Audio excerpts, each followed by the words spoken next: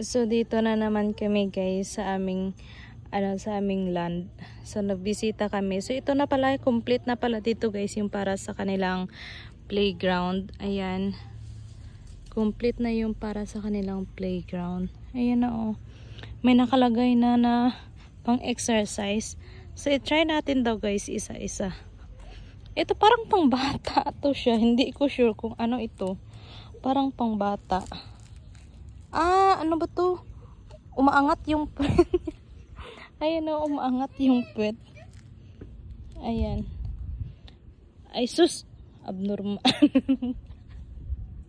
Ano ba to guys? Ay, pinanggagawa ko. Ganyan pala siya. Nabuang na. Oy. Ganyan pala siya guys. Maangat yung sapitan niya. Ayan. May naririnig kayong ano ng bata. Tapos ito naman is para saan to? Ito. Para saan ito? Ito oh. Ito, alam ko ito. Nakita ko yan ito kay kay Sis Jewel Jane no one time. May ganito na rin pala sa Pinas oh. Ganyan. Hahawak ka dito. Tapos gaganon ka. Aray. Mamaya matumba ako. Gaganyan ka. Ayan. Ganyan yung purpose nito. Ayan. Maganda pa siya kapag bago. Actually, meron din doon sa park, no? Na malapit sa amin. Kaso lang, mga sira-sira na, guys. Kasi na, medyo matagal na. At saka na-spoiled na yata na mga nasira na ng mga tao. So ayun yung para sa mga kids doon sa dulo. Ayan yung para sa mga kids. Ito naman is parang exercise equipment yata ito. Para sa mga adult. Na-try ko na rin ito. Yung iikot-ikot mo yung katawan mo. Maganda dito kasi siya. Ano ba to? Maganda dito kasi nasa sunlight talaga siya. Ito dati naalala nyo ba tong mangga na to? Dati, ito pa yung mangga dati na kinukuhanan ko. Ngayon, hindi pala ito sa amin guys. Hindi pala ito sa subdivision na sakop. Iba pala ito. So ngayon, nanguha ako dyan dati. Parang konti lang yata yung sakop nito nang sa amin. Ito lang yata, hanggang dito lang. Hindi ko lang sure. Pero wala pa siyang bunga, oh. Dati sobrang daming bunga niyan. Parang namumulaklak pa lang siya. Konti pa lang. Ayan. Hanggang doon yan sa kabila is manggahan siya. Ayan. Ito is a sittings area. Actually, malapit lang to sa malapit lang to sa airport. Malapit lang to siya sa airport. Kaya kinuha namin ito. Mga 20 minutes, 30 minutes yata. Kaya may maririnig ka talaga na mga ng eroplano. Ayan eroplano. Ayan, may eroplano doon. Hindi masyadong kita. Tapos ito naman is to? Slide. Hindi ko alam yan. Uy, paano gamitin ito? Malay ko dyan. Hindi naman ako nag-exercise. Tapos, ano naman ito? Ito yung isi-swing-swing mo yung katawan mo pag ganun-ganun, oh. Ito yun. So, ilan lang yung pang-equipments nila? 1, 2, 3, 4, 5, 6, 7, 8. 8 lang. Tapos, ayun yung pang-kids. Meron na namang nagbabantay, bagong security yata yan. So dito nila pinapatira yung family nila. Tapos meron ditong mga bagong nagko-construct ng bahay nila guys.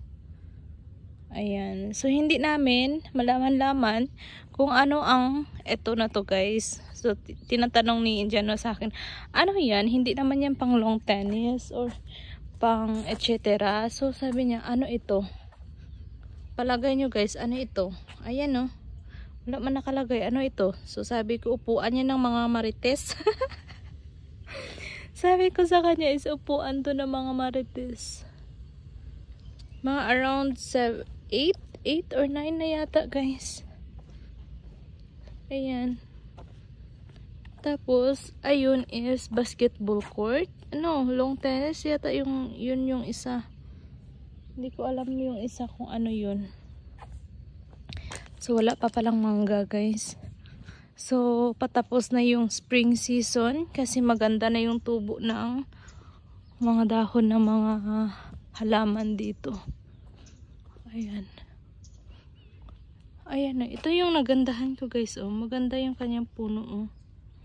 Nakikita nyo. Kanyang pagbulong. So, tinignan namin lang kung ano yung pinagbago dito sa lupa namin guys. Kaso lang, patay na yung aking mga halaman. Wala na. Wala na yung mga halaman ko guys. Tapos, tinanggal ni Indiano yung aking malunggay kasi hindi daw maganda dito yan guys sa lupa. Parang may mga bad luck silang paniniwala. So, may nagsabi yun eh. Yung ano, yung guard dito dati, sabi niya hindi daw pwede itanim yung ano, yung malunggay dito sa lupa namin na titirahan namin kasi pang farm lang yun or pang forest yung malunggay daw guys. Sabi ko hindi naman ako naniniwala sa mga ganun. So, yun lang yung kanina, sana yung buhay. Sa ilan to, sa lemon, bayabas, avocado, at saka custard apple, at saka malunggay. Yung malunggay is doon sa pinakadulo. Or yun siya. Kaso lang, tinanggal na ni Indiano. Ayan siya guys, oh. Tinanggal na niya. Kasi sabi, matagal na niya pinapatanggal yan sa akin. Kasi hindi daw maganda yan dito sa lupa namin. So, medyo nagalit pa ako guys. Medyo nagalit pa ako kasi ano nga, sabi ko gustong gusto ko yun, ang tagal-tagal ko yun na inano. Tapos meron ditong ano eh, meron ditong luya. Kaso lang namatay na rin yung luya. Dito na part yun yung luya, nakita ko eh. Nung tag-ulan, nabuhay siya yung luya. Saan na kaya yun? Ang laki-laki ng ibon doon guys. Oh. Ito naman yung pang-control sa tubig namin. Ayan. Pang-control ng tubig. So, yung kaibahan is, ito yung kaibahan is nilagyan na nila ng pathway. Inayos na nila ito.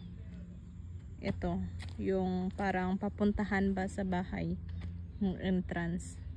Ayan, lahat yan. Ito yung sinasabi ko dati sa inyo na maganda siya mag-bloom, yung banaba, yung purple na yan. Hindi pa talaga siya masyadong nag-bloom, pero magbo-bloom yan siya after mga 1 month o 2 months. Ayan. So, at saka yung pinag-iba is complete na yung playground. Kasi mga ilang bahay na rin guys yung complete dito. Yung complete talaga na natin itirahan na is ayun. Ayan na bahay. Tapos, yung second is ayun. Ayun na bahay guys. Patapos na rin yan siya. Pinipinturahan na lang. Tapos meron siyang katapi ulit na malapit na rin matapos. Tapos dito sa katabi din namin na nagsa-start na rin sila. So kailan kaya sa amin, no? Yung bahay nila na kino-construct, parang the same lang din naman guys sa ano, sa mga bahay dito na makikita mo. Ayan yung ibon guys, oh. Kuro. Sabi ko one time guys, manghuli kaya ako ng kuro. Tapos alagaan ko din, sabi ko ganun. Kasi hindi ka pwede dito basta-basta manghuli ng crow guys. Ayan o. Madami dito. Ayan.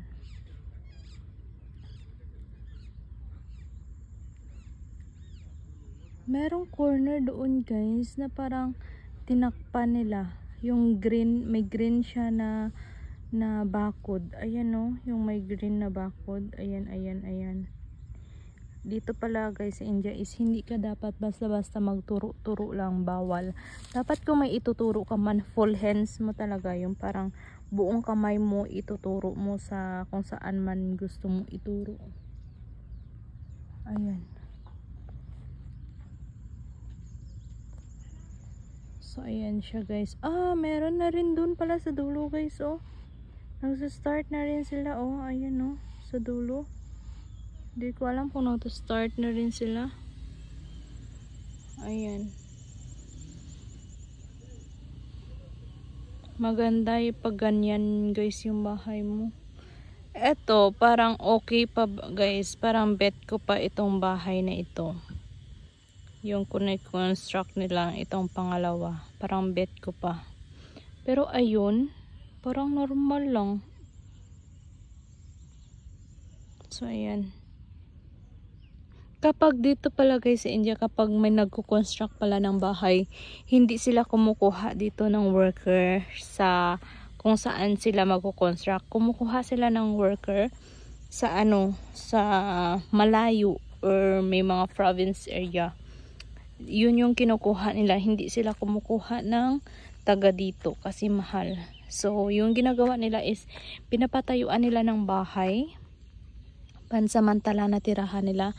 Tapos gigibain lang din naman nila pagkatapos na yung bahay nila. Ayun guys yung situation dito. Ganun yung yung ginagawa ng mga smart people, no. Nagko-construct sila ng bahay tapos kukuha sila ng mga worker sa ibang lugar kasi mas mura, or mostly kumukuha sila ng mga family worker talaga guys na galing probinsya pa. Hina-hire nila. Ayun. So yung friend, yung kung naalala nyo, may lagi akong binabanggit sa inyo na yung friend ng asawa ko, tapos parang team lead niya dati sa trabaho. Dito din yun siya guys nakabili ng lupa. Yun yung kapitbahay namin. Tapos ngayon, doon siya sa dulo nakabili ng lupa. Sa amin naman is dito kami malapit sa playground. Kaso lang, maingay ulit ito guys kapag kapag umaga kasi playground siya, maingay. Dito talaga kami sa corner nakabili. Hindi ko alam kung bakit nagustuhan ng asawa ko dito sa corner makabili ba. Ayan siya. Ganyan yung dito sa India guys. So ayan, nagsa-start na sila ng gawa. Dito pala guys sa India, kung may tinatawag silang caste by caste of family. Parang halimbawa ba guys, kung farmers yung family mo, iba din yun yung caste mo. Kung yung family mo is grocery store, yung business nila nung kaluman-lumaan pa or galing pa sa kanilang ninuno, grocery store na talaga sila, yun yung caste nyo. So yun yung tinatawag nilang caste by caste guys. So mahihirapan ka. So itong caste na ito guys is worker ito, mga constructions caste. Kaso lang, pinapahinaan ko lang guys yung boses ko baka kasi marinig ako. Kaso lang guys, kapag mayaman ka, halimbawa kapag ang family nyo is grocery store ang business, yung family nyo is may-ari ng company, ganun yung caste ng buhay nyo. Yung mga mayayaman guys is hindi pwede makikipag-usap, or hindi pwede yung halimbawa may anak sila, no, tapos yung anak nila, tapos yung anak ng worker nila hindi pwede mag-usap. Hindi sila pwedeng kausapin ng anak ng mayaman, yung anak ng mahirap. Ganun yung situation dito guys, kasi mai-interpret ka guys, tapos hindi ka din pwedeng makipagkwentuhan or friend sa kanila, kasi ganun nga guys yung situations dito.